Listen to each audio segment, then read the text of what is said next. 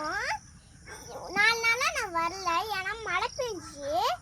இங்க வந்து பார்த்தா என் சைஸ்க்கே செடி வளர்ந்துருச்சு. இங்க வெண்டைக்காவும் வளர்ந்துருச்சு. வாங்க பறிப்போம். இருக்கு ஃப்ரெண்ட்ஸ், வாங்க பறிப்போம்.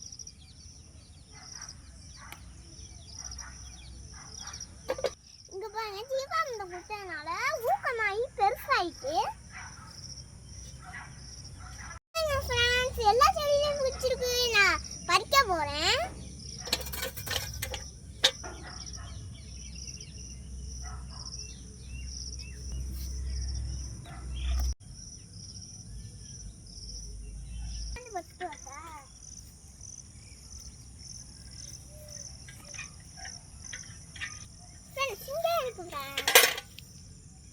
இங்க இருக்கு, பறிச்சுப்போம்.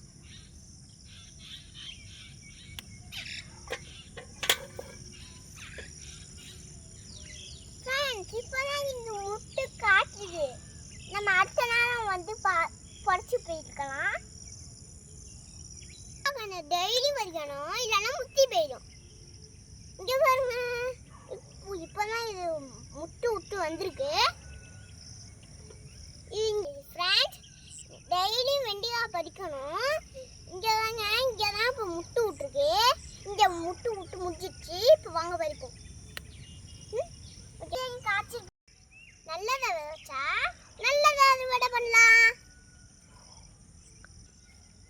நான் நல்லதை விதைச்சேன், இப்போ நான் நல்லதை அறுவடை பண்றேன்.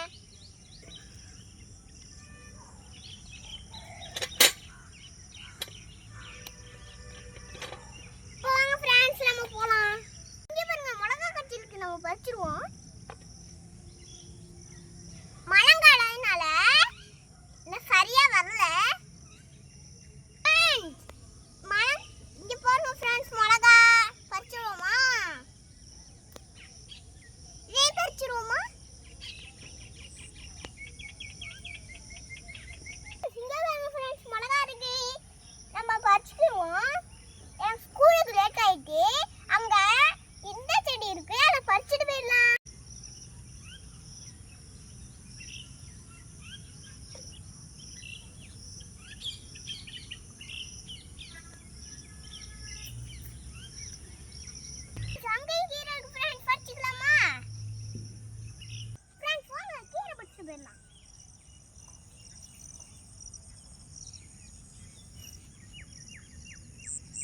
இங்க பாருங்க ஃப்ரெண்ட்ஸ், எவ்வளவு பெருசுக்கு வந்திருக்குன்னு.